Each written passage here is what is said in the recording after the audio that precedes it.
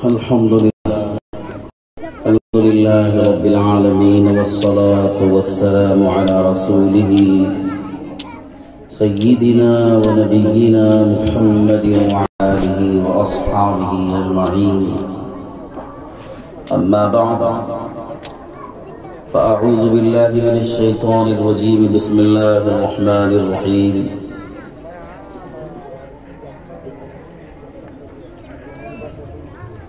ابھی جلسے کا پروگرام باقی ہے، بچوں کے بھی کچھ پروگرام ہیں. حضرت چونکہ سفر میں جانے والے ہیں اس لیے حضرت کی بات ہو رہی ہے، اس کے بعد ابھی اور باقی کے پروگرام ہوں گے انشاءاللہ حضرت کی بات کے بعد.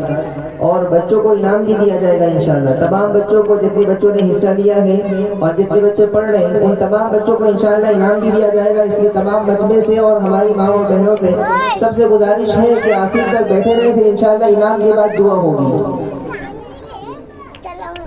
أعوذ بالله من الشيطان الرجيم. بسم الله الرحمن الرحيم.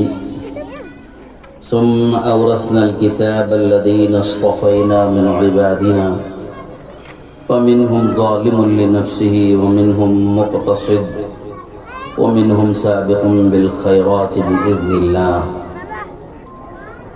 صدق الله العظيم. وقال النبي صلى الله عليه وسلم: أربع إذا كن فيك فلا عليك ما فاتك من الدنيا: حفظ أمانة وصدق حديث وحسن خليقة وعفة في طعمة.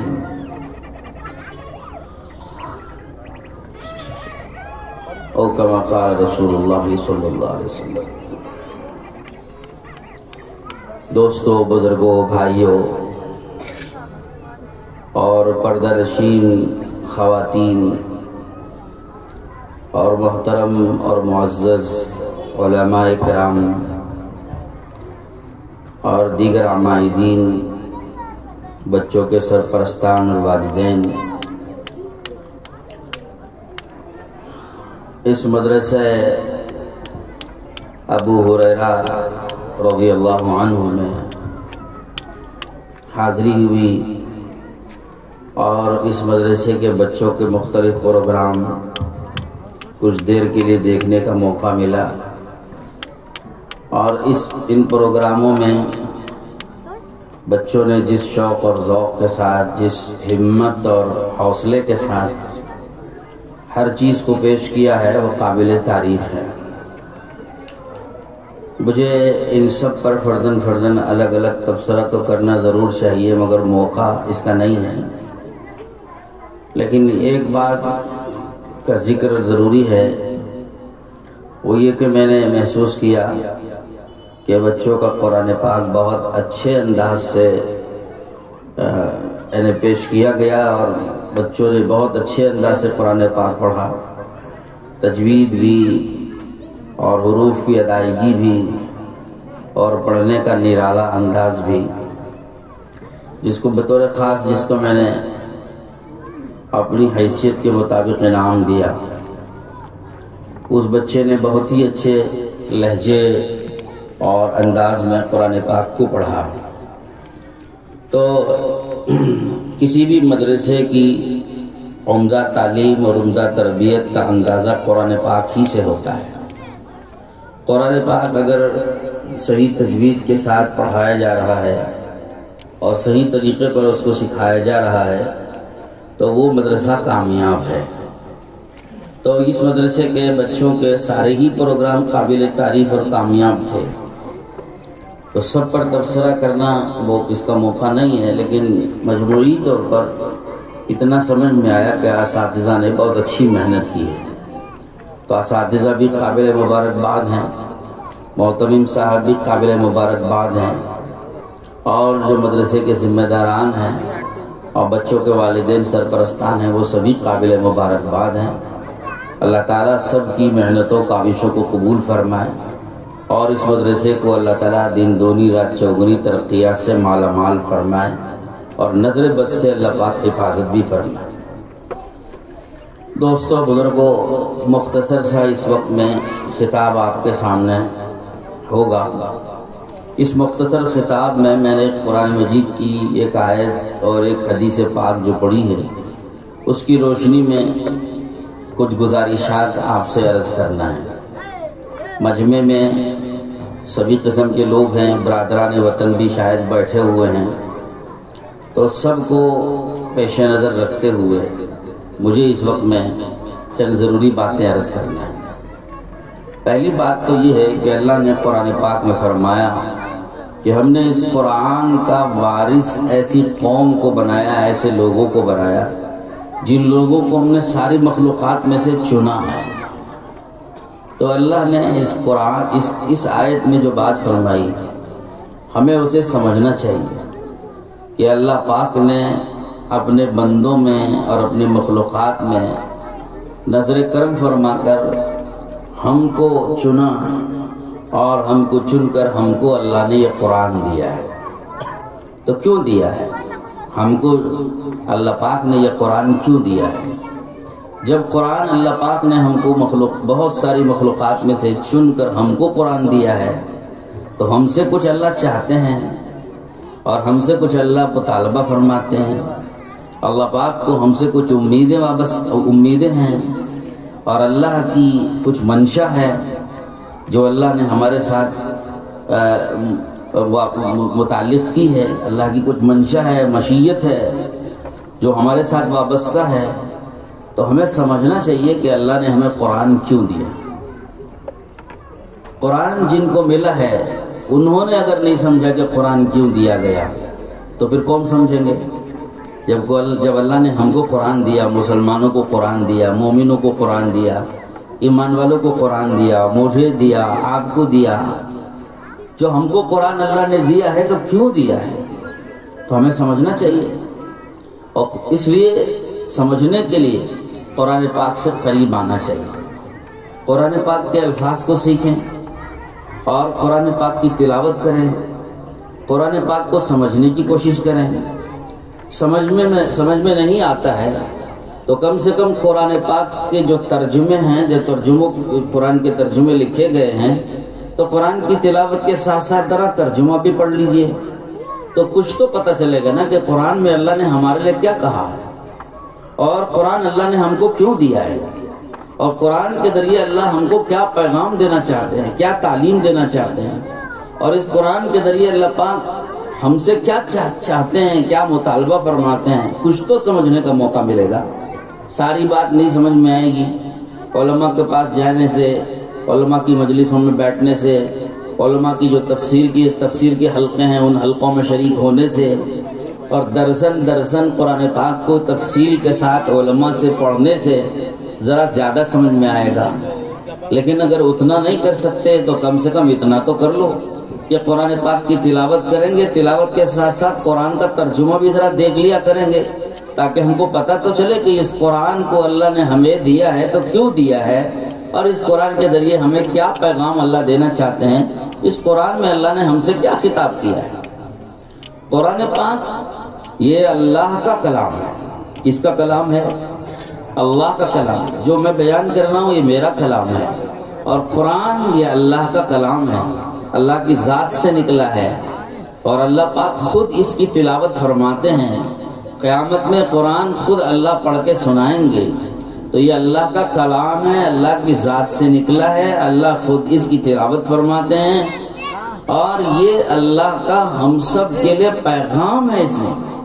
اس میں ہمارے لیے پیغام ہے، ہم میں سے ہر ایک کے لیے پیغام ہے، اور ہم مختلف قسم کے لوگ ہیں، عوام بھی ہیں، خواص بھی ہیں، پڑھے لکھے بھی ہیں، ان پڑھ بھی ہیں، حاکم بھی ہے، محکوم بھی ہے، مالدار بھی ہے، غریب بھی ہیں، اور اونچے درجے کے لوگ بھی ہیں، نچلے درجے کے لوگ بھی ہیں، کچھ فوجی قسم کے لوگ ہیں، پولیس بھی ہیں، طاقت قوت والے بھی ہیں، ماتحت لوگ بھی ہیں، ذمہ دار بھی ہیں، سب قسم کے لوگ امت میں اور انسانوں میں بھرے ہوئے ہیں۔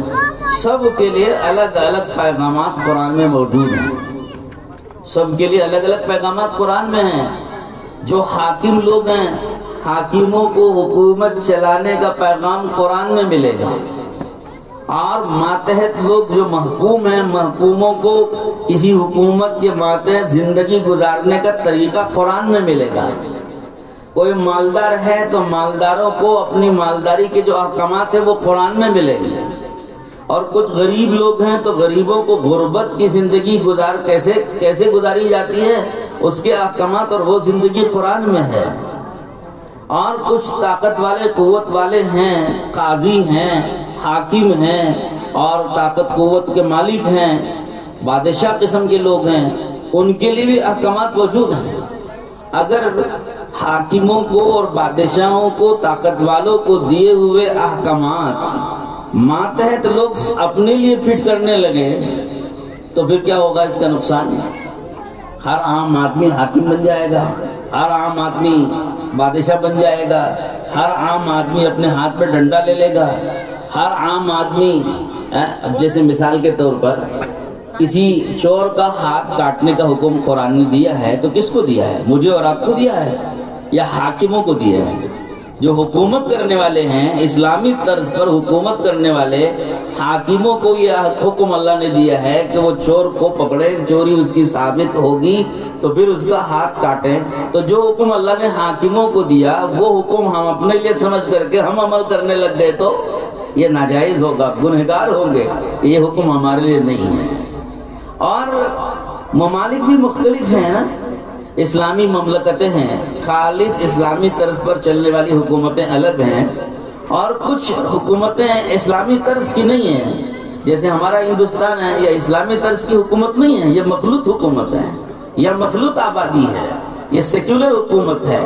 یہاں پر ہر مذہب کے لوگ رہتے ہیں. یہاں کے لیے وہ احکامات نہیں ہیں جو احکامات اسلامی حکومت کے لیے دیے گئے. اب اگر کوئی آدمی اسلامی حکومت کو دیے گئے احکامات ہندوستان میں رہنے والے لوگوں کے ساتھ فٹ کرے تو یہ غلط ہوگا، یہ غلط انطباق ہوگا.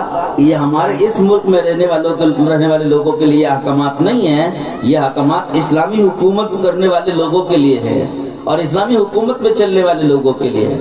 تو اس طرح سے قرآن پاک الگ الگ قوموں کے لیے، الگ الگ ملکوں کے لیے، الگ الگ حالات کے لیے، ہر موقع کے لیے اللہ نے ایک قانون اتارا ہے، ایک لائحہ عمل اتارا ہے، ایک زندگی کا اصول اللہ پاک نے اس میں سکھایا ہے.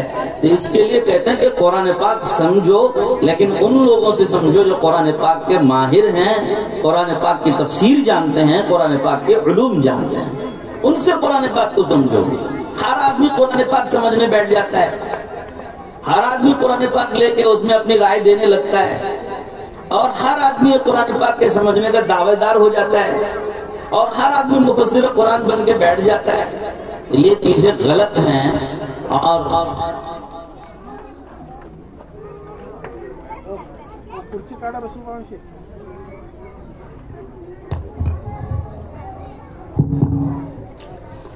تو میرے دوستو یہ چیز غلط ہے. اس کے لیے کہتے ہیں کہ صاحب آپ قرآن پاک سے تعلق صحیح معنی میں پیدا کرو اور قرآن کے قریب آؤ. دیکھو قرآن نے کس چیز کی تعلیم دی ہے. بہت سے لوگ غلط فہمی پیدا کرتے ہیں کہ بس اب قرآن شریف میں تو مارنے دھاڑنے کا حکم ہے، قتل کرنے کا حکم ہے، یوں ہے وہ ہے. کہ صاحب آپ نے تو یہ نہیں سمجھا کہ یہ کن کو حکم دیا جا رہا ہے. یہ حکم جن لوگوں کو دیا جا رہا ہے وہ لوگ یہاں نہیں رہتے ہیں. یہاں رہنے والوں کو جو حکم دیا گیا ہے وہ حکم دیا گیا ہے کہ صاحب حسن سلوک کرو، پڑوسیوں کے ساتھ اچھا سلوک کرو، برادران وطن کے ساتھ اچھا سلوک کرو، اخلاق کا معاملہ کرو، ان کے حقوق ادا کرو، غریبوں کی ضرورتوں کو پورا کرو، محتاجوں مسکینوں کی ضرورتوں کو پورا کرو، اور کمزوروں کی مدد کرو، اور مظلوموں کی مدد کرو، ظالم کے ساتھ مت دو، اخلاق سے پیش آؤ، محبت سے پیش آؤ، اور اخلاق اور محبت سامنے پیش کرو اور سمجھاؤ ان کو کہ اسلام نے کیسے اخلاق سکھائے ہیں، کیسی محبتیں سکھائی ہیں، کیسے ایک دوسرے کی حقوق کی ادائیگی سکھائی ہے. تو ہر ملک کے، ہر حال کے، ہر موقع کے احکامات الگ الگ ہیں. جب آدمی قرآن پاک کو قرآن کے ماہروں سے نہیں سمجھے گا بلکہ خود ہی سمجھنے بیٹھ جائے گا تو ایک کو دیا ہوا حکم اپنے لیے سمجھے گا، دوسرے کو دیا ہوا حکم اپنے لیے سمجھے گا، حاکموں کو دیے ہوئے احکامات محکوموں کو سمجھ لے گا، امیروں کو دیے ہوئے احکامات غریبوں کے لیے سمجھ لے گا، غریبوں کو دیے ہوئے احکامات امیروں کے لیے سمجھ لے گا، اور بڑوں کو دیے ہوئے احکامات چھوٹوں کے لیے سمجھ لے گا. اور ذمہ داروں کو دیے ہوئے احکامات ماتحتوں کے لیے سمجھ لے گا تو ایک کی جگہ دوسرے کو فٹ کر کے غلط مفہوم نکال کے قرآن پاک کے بارے میں غلط فہمی پیدا کر لے گا. اس کے لیے کہتے ہیں کہ قرآن پاک سمجھو مگر قرآن کے ماہروں سے سمجھو. بہرحال ایک بات تو مجھے یہ کہنا ہے کہ اللہ تعالی شانہ نے ہم کو قرآن پاک کا وارث بنایا اور ہمیں قرآن پاک عطا فرمایا ہے تو ہم قرآن پاک کو کھولیں، پڑھیں، سیکھیں، سمجھیں اور ایسے لوگوں سے سمجھیں جو قرآن کے ماہرین ہیں. کم سے کم درجے میں ہم قرآن پاک کھول کے اس کا ترجمہ دیکھ کے اس میں ہمارے لیے کچھ اچھی چیزیں مل رہی ہوں تو اس کو اپنانے کی کوشش کریں. اس لیے کہ جو آدمی قرآن سے اپنی زندگی سنوارتا ہے، قرآن کے اخلاق سے اپنے اخلاق بنائے گا، قرآن کی معاشرت سے اپنی معاشرت بنائے گا اور قرآن پاک کے اندر جو اللہ نے آخرت سمجھائی ہے اس کو پڑھ کر اپنی فکر آخرت والی بنائے گا. قرآن پاک میں جو اللہ تعالیٰ نے ایک پاکیزہ زندگی گزارنے کے جو طریقے اور اصول سکھائے ہیں اس کو سیکھ کر اپنی زندگی کو پاکیزہ بنائے گا تو اس کی زندگی قرآن پاک کی روشنی میں سنور جائے گی، بن جائے گی، چمک جائے گی اور وہ زندگی نمونے والی زندگی ہوگی. ہمارے یہ جو مدرسے ہیں، مدارس کے اندر ہمارے یہاں سارے لوگ بیٹھے ہوئے ہیں، دیکھ رہے ہوں گے کہ بچے چھوٹے چھوٹے بچے ہیں، گاؤں کے رہنے والے بچے ہیں. جب آپ نے ان کو لا کے مدرسے میں چھوڑا تھا تو ان بچوں کو الف بھی پڑھنا نہیں آتا تھا، پہچان نہیں تھی حروف کی، زبان نہیں کھلتی تھی ان کی، کچھ بول نہیں سکتے تھے، شرماتے تھے. ان کے اساتذہ نے ان کے اوپر محنت کی اور ان کے اوپر جان لگائی، مال لگایا، وقت لگایا، دل لگایا، دماغ لگایا تو آج یہ بچے آپ کے سامنے کھڑے ہو کر اسٹیج پر ہم کو اور آپ کو نصیحت کرنے کے قابل بن گئے. وہ چھوٹا سا بچہ جس نے ماں کی زندگی سکھائی تھا، کیا عنوان تھا اس کا؟ نیک ماں. نیک ماں کسے کہتے ہیں؟ ایک بچہ کھڑے ہو کے ہماری عورتوں کو سکھانے لگے، سمجھانے لگے میں نیک ماں کسے کہتے ہیں. دیکھو آج یہ بچہ اس قابل ہو گیا، آئندہ انشاءاللہ یہ بچہ اور زیادہ قابلیت پیدا کرے گا اور بہت ساری لوگوں کو نیک ماں کسے کہتے ہیں سمجھائے گا. لیکن اس کو ایک بات بہرحال ایک رٹایا گیا ہے، سمجھایا گیا اور سکھایا گیا. یہاں اسٹیج پہ کھڑے ہو کے نیک ماں کسے کہتے ہیں نصیحت ہمارے سامنے کرنے لگ گیا. تو کیا یہ بچہ جب گھر سے آیا تھا تو اس قابل تھا؟ جس دن یہ گھر سے مدرسے میں داخل ہوا وہ ایک جملہ کہنے کے قابل نہیں تھا اور جب اس پر محنت ہوئی ہے تو آج یہ بچہ نیک ماں کسے کہتے ہیں وہ ساری تقریر تفصیل کے ساتھ سنانے کے قابل بن گیا. تو مدرسوں کے اندر جو تعلیم دی جاتی ہے، جو یہاں تربیت کی جاتی ہے، ویسی تربیت اور ایسی تعلیم ہے. آپ دیکھ رہے ہوں گے کہ کتنے سلیقے کے ساتھ یہ بچے یہاں کھڑے ہو رہے ہیں، کتنے سلیقے سے یہاں جو ہے پیش آ رہے ہیں، کتنے سلیقے سے پروگرام پیش کر رہے ہیں، کتنے ادب اور احترام سے یہ ملتے ہیں. میں ایک مرتبہ مجھے یاد ہے کہ میں پڑھا رہا تھا اپنے مدرسے میں تو انگریزی اور حساب پڑھانے کے لیے ایک ریٹائرڈ ماسٹر کو مدرسے میں ملازم رکھا گیا. ریٹائرڈ ماسٹر تھے، 60 سے زیادہ عمر ان کی ہو چکی تھی، بوڑھے آدمی تھے. مدرسے میں ہمارے ہاں حساب اور انگریزی پڑھا رہے تھے.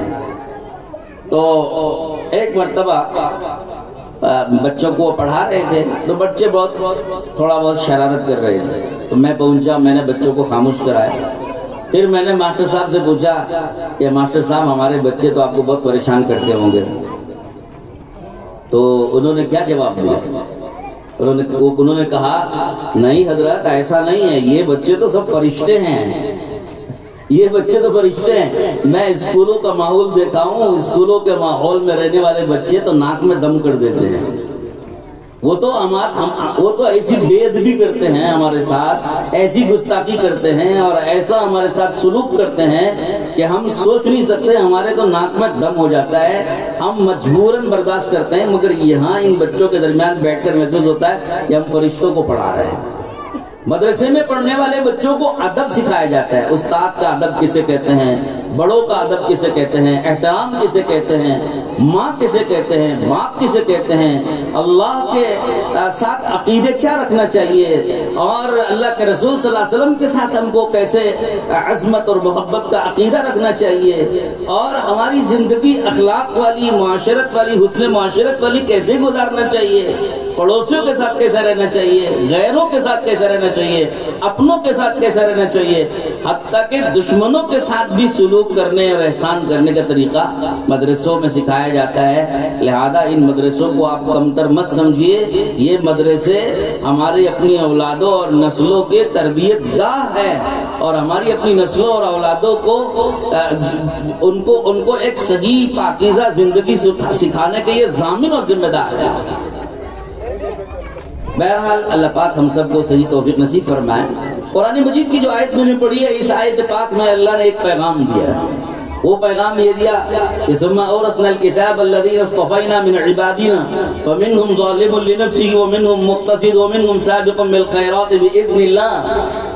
اللہ پاک فرماتے ہیں کہ ہم نے جن کو قرآن کا وارث بنایا ہے، وہ لوگ جب قرآن کو لیتے ہیں تو قرآن کو لینے اور قرآن کا حق ادا کرنے اور قرآن پر عمل کرنے کے اعتبار سے 3 قسم کے بن جاتے ہیں۔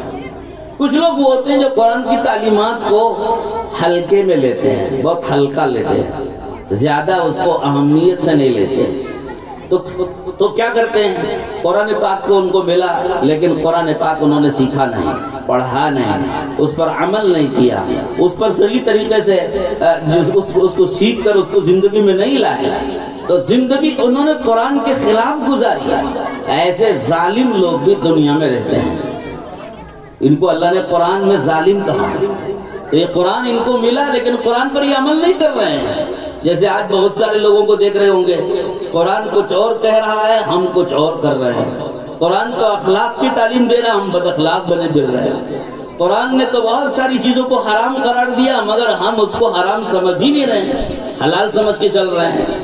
قرآن نے بہت ساری چیزوں کو واجب اور فرض قرار دیا مگر ہم اس کو واجب اور ضروری اور فرض نہیں سمجھ رہے ہیں بلکہ اس کے خلاف زندگی گزار رہے ہیں۔ ایسے لوگوں کو قرآن نے ظالم لنفسہ ہی فرمایا، اپنے اوپر ظلم کرنے والے لوگ ہیں یہ۔ دوسری قسم فرمائی کہ قرآن پاک کو ذرا اہمیت سے لیتے ہیں، تھوڑا سا اہمیت دیتے ہیں، قرآن کے حلال کو حلال، قرآن کے حرام کو حرام سمجھتے ہیں، قرآن پاک کے فرائض پر بھی عمل کرتے ہیں، واجبات پر بھی عمل کرتے ہیں، اور قرآن پاک کی کچھ تعلیمات پر عمل کرتے ہیں۔ یہ درمیانی قسم کے لوگ ہیں مگر ان سے بھی نافرمانی ہوتی ہیں، قرآن کی خلاف ورزی ہو جاتی ہے، پھر یہ معافی مانگتے ہیں، پھر زندگی درست ہو جاتی ہے۔ ایسے درمیانی قسم کے لوگ ہیں، تفصیلات بہت ہیں، مجھے موقع نہیں ہے اس موقع پہ۔ تیسری قسم اللہ نے شمار کرائی، وَمِنْهُمْ سَابِقٌ بِالْخَيْرَاتِ بِإِذْنِ اللَّهِ۔ یہ کچھ ایسے لوگ ہیں جو قرآن پاک کی تعلیمات کو بہت ہی اہمیت دیتے ہیں، قرآن سیکھتے ہیں، پڑھتے ہیں، پڑھاتے ہیں، اور اس کے الفاظ کو بھی سیکھتے ہیں، معنی بھی سیکھتے ہیں، سمجھتے بھی ہیں، عمل بھی کرتے ہیں، پوری طرح عمل کرتے ہیں، اس کے واجبات پر، فرائض پر اور مستحبات پر، سنتوں پر بھی عمل کرتے ہیں، حرام سے بھی بچتے ہیں، مکروہ تحریمی سے بھی بچتے ہیں، مکروہ تنزیہی سے بھی بچتے ہیں، غیر اولا سے بھی بچتے ہیں۔ ایک ایک چیز سے جو بچنے کی چیزیں بچ کر، جو کرنے کی چیزیں اس کو کر کے پاکیزہ زندگی گزارتے ہیں، یہ اعلیٰ درجے کے لوگ ہیں اور یہ خیر کے کاموں میں اللہ کی توفیق کے بقدر آگے بڑھنے والے لوگ ہیں۔ ایسے منتخب بندے قرآن پر پوری طرح عمل کرنے والے تھوڑے ہوتے ہیں مگر یہی تھوڑے لوگ قیامت کے دن بلا حساب و کتاب جنت میں جانے والے ہوتے ہیں۔ تو میرے دوستو، ہمیں یہ طے کرنا ہے کہ ہم کن میں شمار ہوں گے۔ ان میں شمار ہوں گے جو پہلے میں نے بتایا کہ اپنے اوپر ظلم کرنے والے، قرآن کے خلاف چلنے والے، ایسے لوگوں میں بنیں گے، یا اس تیسری قسم میں بنیں گے جو قرآن کی تعلیمات پر پوری طرح عمل کر کے خیر کے کاموں میں آگے ہی بڑھنے والے لوگ ہیں۔ ہم کن میں جائیں گے؟ ان میں جائیں گے کہ ان میں جائیں گے؟ فیصلہ مجھے اور آپ کو کرنا ہے۔ کن میں جائیں گے بھائی؟ قرآن پر عمل کرنے والوں میں ہوں گے یا قرآن کے خلاف چلنے والے لوگ میں ہوں گے؟ بتائیے نا۔ قرآن پر عمل کرنے والے لوگوں میں رہیں گے؟ کتنے لوگ ہیں اس کا ارادہ کرتے کہ ہم قرآن پر عمل کریں گے؟ قرآن پر عمل کر کے دیکھیے، قرآن پاک صاف زندگی سکھاتا ہے آپ کو۔ قرآن پاک سے ہم نے تعلق پیدا نہیں کیا، قرآن سے ہم قریب نہیں آئے۔ وہ زمانے میں معزز تھے مسلمان ہو کر اور آج ہم خار ہوئے تاریخ قرآن ہو کر۔ پچھلے لوگ جو عزت پا گئے، بلند مقام پا گئے، وہ اس لیے پائے کہ انہوں نے اپنے آپ کو سچا مسلمان بنایا، قرآن کی تعلیمات پر عمل کیا تو وہ ان کو عزت ملی۔ قوموں نے، ملکوں نے، ہر ایک چھوٹے بڑے نے، سب نے عزت دی، اور آج ہم ذلیل کیوں ہو رہے ہیں کہ ہم نے قرآن پر عمل کرنا چھوڑ دیا، قرآن سے ہم بے تعلق ہو گئے۔ ایک پنڈت راجندر پرساد ان کا نام ہے، یہاں ہندوستان میں ویدوں کے جاننے والے سب سے بڑے عالم مانے جاتے ہیں ویدوں کے۔ ان کے متعلق ہم نے کسی جگہ پڑھا تھا کہ ان کے شاگرد خاص جو بعد میں اسلام میں داخل بھی ہوئے، انہوں نے ایک مرتبہ دیکھا ان کو کہ ایک غلاف میں، مخمل کے غلاف میں ایک کوئی چیز لپٹی ہوئی رکھی رہتی ہے۔ روزانہ یہ پنڈت راجندر پرساد صاحب اس کو اٹھاتے ہیں، سر پہ رکھتے ہیں، چومتے ہیں، آنکھوں سے لگاتے ہیں، کھول کے بیٹھ کر اس کو پڑھتے رہتے ہیں، گرنتھ اس کے پڑھتے رہتے ہیں۔ تو ایک دن انہوں نے ان سے ادباً پوچھ لیا کہ پنڈت جی آپ روزانہ یہ کون سا گرنتھ پڑھتے ہیں، یہ کون سے گرنتھ کا آدر کرتے ہیں اتنے اہتمام سے؟ تو انہوں نے کہا کہ بیٹا جب تو نے پوچھ ہی لیا ہے تو سچی بات کو کہنے میں کوئی بات نہیں ہے، سچی بات تو کہنا چاہیے۔ یہ سچی بات یہ ہے کہ یہ جس چیز کو میں مخمل کے غلاف میں لپیٹ کے رکھتا ہوں اور روزانہ اس کو پڑھتا ہوں، یہ قرآن پاک ہے۔ اب وہ آدمی پریشان ہو گیا کہ صاحب یہ تو ویدوں کے عالم ہیں، پنڈت جی ہیں، قرآن پاک پڑھ رہے ہیں۔ تو اس نے پوچھ لیا کہ آپ اس کا گرنتھ، اس گرنتھ کا آدر کیوں کرتے ہیں، اس کتاب کو اتنا احترام سے اٹھاتے رکھتے اور پڑھتے کیوں ہیں؟ تو انہوں نے جواب دیا کہ بیٹا ہمارے وید میں یہ لکھا ہے کہ ایک آخری انتم گرنتھ آنے والا ہے، جب وہ آ جائے تو اس کو پڑھا کرو، اور وہ انتم گرنتھ قرآن ہے، اس لیے میں یہ قرآن پڑھتا ہوں۔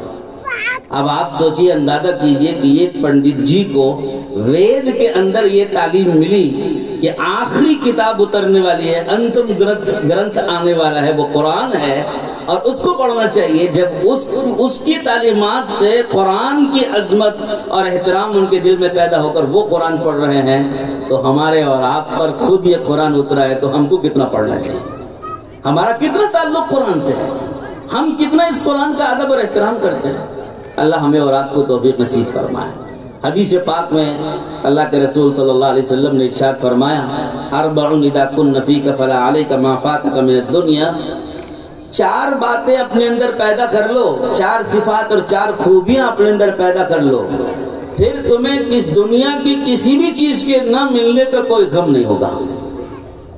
اگر تمہارے اندر یہ 4 خوبیاں پیدا ہو گئی، یہ چاروں کے چاروں خوبیاں وہ ہیں جس کی قرآن میں تعلیم آئی ہے۔ دھیان سے میری بات سنیے، میں مختصر بات کو عرض کر رہا ہوں، ابھی انشاءاللہ ختم کروں گا۔ حدیث پاک میں پیارے رسول صلی اللہ علیہ وسلم فرماتے ہیں، حضرت عبداللہ بن عمر رضی اللہ عنہ کی روایت ہے، فرمایا کہ اگر 4 خوبیاں تم اپنے اندر پیدا کر لو گے تو دنیا کی کسی بھی نعمت کے، کسی بھی چیز کے نہ ملنے سے تمہیں کوئی غم نہیں ہوگا، اور کوئی غم نہیں ہونا چاہیے، کوئی پرواہ نہیں ہے۔ اگر تم کو دنیا نہیں ملی، دنیا کی کوئی نعمت نہیں ملی، کوئی چیز نہیں ملی، کوئی پرواہ نہیں ہے، کوئی غم کی بات نہیں، کوئی رنج کی، کوئی افسوس کی بات نہیں ہے، تو وہ اس لیے کہ تم کو یہ 4 خوبیاں مل گئی، یہ دنیا اور دنیا کی ساری دولتوں سے بڑی چیز مل گئی۔ وہ 4 خوبیاں کیا ہیں؟ حفظ و امانت، و صدق و حدیث، و حسن خلیقت، و عفت فی طعمت۔ بغیر تشریح کے میں مختصر عرض کروں، حفظ و امانت، امانت کی حفاظت کرنی تمہارے اندر آ جائے، امانت کی حفاظت کرو۔ امانت کیا ہے؟ امانت بہت ساری چیزیں، امانت کی تفسیر میں اور امانت کے دائرے میں بہت ساری چیزیں آتی ہیں۔ ہمارے یہاں علماء کرام بیٹھے ہیں، وقتاً فوقتاً آپ حضرات کو سنائیں گے۔ امانت ایک جامع لفظ ہے، یہ دین امانت، قرآن امانت، مال بھی امانت، کسی کا مال آپ نے لیا وہ امانت، کسی کی جائیداد آپ کے پاس ہے وہ امانت، باپ کا انتقال ہو گیا، وراثت چھوڑ کے گیا ہے تو باپ کی بڑی اولاد کے پاس وہ اس کے کنٹرول میں اور اس کے قبضے میں وہ چیز رہتی ہے، تو اس کے پاس وہ چیز امانت ہے، بقیہ سارے وارثوں کو پہنچانے کی وہ امانت ہے۔ سارے وارثوں کی وراثت ہے، امانت ہے. آپ نے کسی کا قرض لیا، وہ امانت. تو ایسے مالی بہت ساری امانتیں ہوتی ہیں جس کو ہم عام طور پہ امانت کہتے ہیں. لیکن صرف اتنا ہی نہیں ہے، اگر آپ کو اللہ پاک نے کسی عہدے پہ بٹھایا ہے تو وہ عہدہ امانت ہے. آپ کو اگر سی ایم بنایا تو سی ایم کی کرسی امانت ہے. آپ کو اگر ایم ایل اے بنایا تو ایم ایل اے کی کرسی امانت ہے. آپ کو اگر ایم پی بنایا تو وہ کرسی امانت ہے. آپ کو اگر کسی عہدے پہ اللہ نے پہنچایا وہ امانت ہے. خاندان کا ذمہ دار اللہ نے بنایا وہ امانت ہے. اور آپ کو ایک قبیلے کا یا فیملی کا ذمہ دار بنایا وہ امانت ہے. ہر ذمہ دار کی ذمہ داری امانت ہے. اور امانت کا تقاضا یہ کہ تمہارے ماتحت رہنے والوں کے حقوق ادا کرو. تمہارے اوپر ایک امانت ہے، ایک ذمہ داری کا بوجھ ہے، اور اس ذمہ داری کو امانت داری سے ادا کرو. تو امانت کی تشریح اگر میں کروں تو ساری تقریر امانت پر ہو جائے گی. تو پہلی خوبی جو اپنے اندر پیدا کرنے کی ضرورت ہے وہ یہ کہ امانت داری کو سمجھو، امانت کو سمجھو اور اس کے اندر امانت داری سے پیش آؤ. امانت کی حفاظت کرو، امانت کو ضائع مت کرو. آپ کو ووٹ دے کر کسی کو حاکم بنانے کا اختیار اور حق آپ کو دیا گیا ہے، یہ بھی امانت ہے. آپ ایسے کو حاکم بنائیے جو حکومت کرنے کے قابل ہے، لائق ہے، اہل ہے. نا اہل کو آپ نے ووٹ دے کر کرسی پہ بٹھایا تو آپ نے امانت کو ضائع کیا ہے. تو یہ بہت ساری چیزیں اس میں آتی ہیں. میں صرف اشارے دے رہا ہوں تاکہ سمجھیں ہم کہ امانت کی حفاظت میں کیا کیا چیزیں آتی ہیں. اس کو بطور مثال کے میں نے چند چیزیں ذکر کی. تو یہ نیت کیجئے کہ ہم امانت کی حفاظت کریں گے انشاءاللہ. بولتے بھی جائیے تاکہ مجھے پتہ تو چلے کہ یہ صرف مزے کے لیے نہیں سن رہے ہیں، عمل کے لیے سن رہے ہیں. دوسری چیز ہے صدق و حدیث. زبان میں اور بات میں سچائی پیدا کرو. جھوٹ صبح شام کا مشغلہ بن گیا.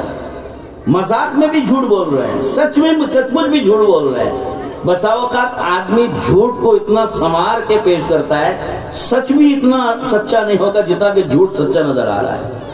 معاملات میں جھوٹ، بات چیت میں جھوٹ، وعدوں میں جھوٹ، پتہ نہیں کتنا ہم نے جھوٹ. اور ایک صاحب کہنے لگے کہ مولوی صاحب جھوٹ کے بغیر تو کاروبار چلتا ہی نہیں.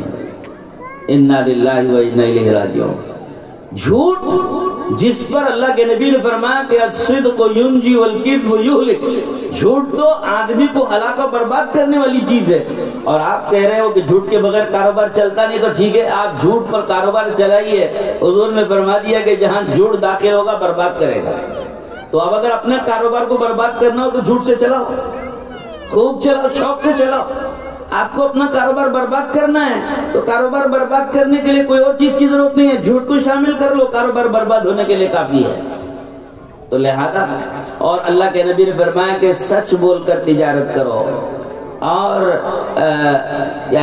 امانت داری کے ساتھ تجارت کرو. تو امانت داری سے اور سچ بول کر تجارت کرنے کا فائدہ یہ ہوگا کہ قیامت میں اللہ تم کو نبیوں اور صدیقین اور شہداء اور بزرگوں کے ساتھ اللہ تمہیں کھڑا کرے گا. تمہاری کیا حیثیت ہے، میری آپ کی کیا حیثیت ہے کہ قیامت میں اللہ کے دربار میں اللہ والوں کے ساتھ، بزرگوں اور نبیوں پیغمبروں کے ساتھ ہمارا حشر ہو. ہماری حیثیت اور بساط کیا ہے. لیکن سچائی اور امانت داری کا کاروبار آپ کو وہاں پہنچا رہا ہے اور آپ کو اس کا یقین نہیں ہے اور آپ کہہ رہے ہیں کہ جھوٹ کے بغیر کاروبار نہیں چلتا. تو کرو، دنیا بھی برباد کرو، آخرت بھی برباد کرو. تو پھر گلا کسی اور سے کرنے سے کیا فائدہ؟ گلا اپنی ذات سے کرو کہ ہم نے خود جھوٹ سے کاروبار چلا کے اپنا کاروبار برباد کیا. کسی اور نے ہمارا کاروبار نہیں بگاڑا ہے، دوسروں نے نہیں بگاڑا، حکومت نے کاروبار نہیں بگاڑا، چوروں نے نہیں بگاڑا، انکم ٹیکس والوں نے کاروبار برباد نہیں کیا، ہم نے جھوٹ سے اپنا کاروبار برباد کیا. تو حفظ صدق و حدیث. تو حدیث کہتی ہے کہ بھائی بات میں سچائی، زبان میں سچائی پیدا کرو. پہلے مسلمان کی علامت تھی سچائی، اور آج اللہ معاف کرے مسلمان کی علامت بن گئی جھوٹ. کتنا بدل گیا ہمارا حال، کتنا بدل گیا. تو اس لیے نیت کرو کہ ہم اپنا حال ٹھیک کریں گے انشاءاللہ. تیسری چیز حضور نے فرمائی کہ حسن و خلیقت، اخلاق اچھے بناؤ. اخلاق اچھے، حسن اخلاق. اخلاق کا برتاؤ مولانا ابراہیم دیولہ صاحب دامت برکاتہم ہمارے دعوت تبلیغ کے بڑے بزرگوں میں ذمہ داروں میں ہیں، وہ فرماتے کہ صاحب اخلاق کا برتاؤ تو ہر انسان کے ساتھ کرنا ہے، مسلمان کے ساتھ نہیں، صرف اخلاق ہر انسان کے ساتھ، چاہے مسلمان ہو، سکھ ہو، عیسائی ہو، ہندو ہو، بدھ مذہب کا ماننے والا ہو، یا کسی اور فرقے کا اور کسی اور ذات و پات کا، نچلی ذات کا ہو، اونچی ذات کا ہو، غریب ہو، مالدار ہو، امیر ہو، حاکم ہو، محکوم ہو، اپنا ہو، پرایا ہو، ہر ایک کے ساتھ اخلاق سے پیش آؤ۔ اخلاق ہماری پہچان تھی، ہم نے اپنا اخلاق ضائع کر کے ہم نے اپنے آپ کو نیچے گرا دیا ہے۔